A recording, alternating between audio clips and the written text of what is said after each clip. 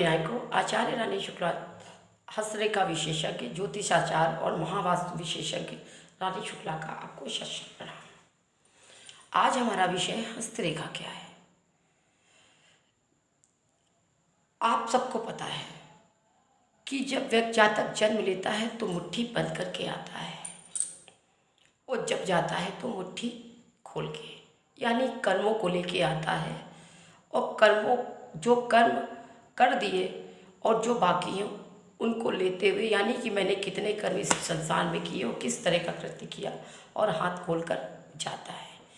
यानी ज्योतिषीय हस्तरेखा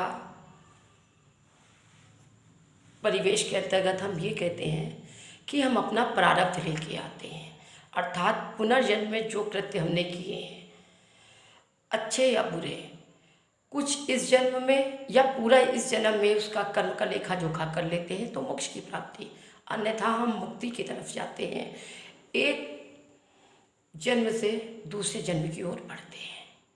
इसी को कहते हैं हमारे कर्म। अर्थात अगर आपके कर्म अच्छे हैं तो आपको जन्म लेने की बार बार कोई ज़रूरत नहीं। अब आते हैं अपने विषय में। जिस प्रकार लोग कहते हैं हस्तरेखा कुछ नहीं होता, गौर करके आप अपनी मुट्ठी बंद करिए। जहाँ जहाँ से रेखाएं निकली हैं वहीं वहीं आपकी मुट्ठी, वहीं वहीं से आपका हाथ मुड़ेगा। ये प्रैक्टिकल आप करके देख सकते हैं कि जहाँ जहाँ से आपकी रेखाएं निकली हैं, यहाँ से निकली है तो यहाँ से निकली है तो ये रेखाएं तो यहाँ से मुड़ी, ये तो ये। जहाँ रेखाएं नहीं निकली हैं वहाँ से आप अपना हाथ मोड़ के देखिए क्या मुड़ता है, यानी हस्तरेखा विज्ञान होता है। ये हमारे गुरुजी का कहना है, जिन्होंने काफ़ी करीबन 27 देशों की बुकों का अध्ययन किया और बहुत ओल्ड एज के व्यक्ति हैं। उनका जितना ज्ञान अर्जन किया उस ज्ञान के परिवेश में अपनी भाषा में मैं आपको बताना चाहूँगी। कोई भी रेखा, मस्तिष्क रेखा, heart line, life line, Brihaspati पर्वत, शनि पर्वत, सूर्य पर्वत, बुध पर्वत, शुक्र पर्वत, उच्च मंगल, निम्न मंगल, राहु, केतु, हर्षल और चंद्रमा, उच्च चंद्रमा, निम्न चंद्रमा, अर्थात कहाँ से रेखा निकली है कि व्यक्ति का भाग्योदय कहाँ पे होगा, यह सब हाथों का लेखा जोखा है। लोग कहते हैं कि हम नहीं मानते, तो ये मानने और नहीं जानने का विषय है। बहुत से ऐसे लोग हैं जिनको मैंने हाथ देख के बताया ये घटना आपके साथ घटेगी, और चाहे वो 10 साल बाद घटी, लेकिन वो घटना घटी। ऐसे ज्वलंत उदाहरण मेरे पास कई संख्याओं में हर महीने या हफ्ते या सालों में दिखाई देते हैं। इसलिए ये रेखाओं का विज्ञान है। कोई भी रेखा निरर्थक नहीं होती है। आपका भाग्य कैसा रहेगा, अच्छा बुरा, या कौन सा तिल आपको क्या यश या अपयश देगा, या इन 12 पुरों में हमारी 12 राशियाँ भी आती हैं। मेष वृष कन्या, मेष वृष मिथुन, इस तरह 12।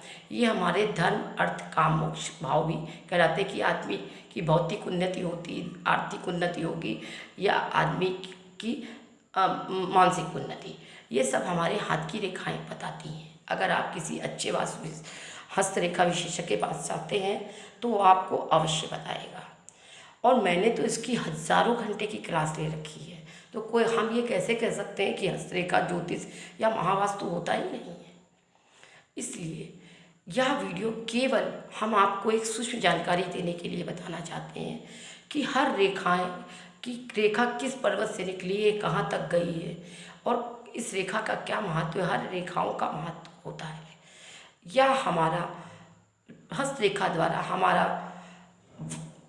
हमारा भूत, वर्तमान, और अगर कोई रेखाएं निकल नहीं तो भविष्य की भी गणना की जा सकती है। आप देखते होंगे बहुत से तिल विभिन्न पर्वतों पर निकलते हैं और यश या अपयश देकर स्वतः ही समाप्त हो जाते हैं। हर 6 महीने में हमारे कर्मानुसार रेखाएं प्रतिपल बदलती हैं, और 6 महीने में तो किसी भी जातक या जातिका की रेखाएं बदली जाती है।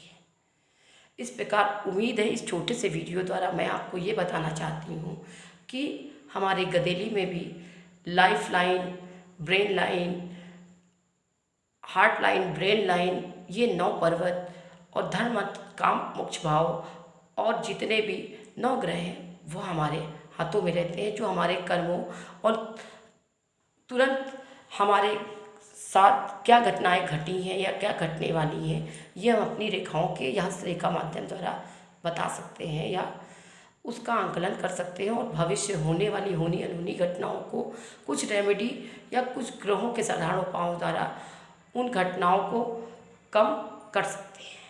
उम्मीद है मेरा यह ज्योतिषीय वीडियो आपको जरूर पसंद आया होगा।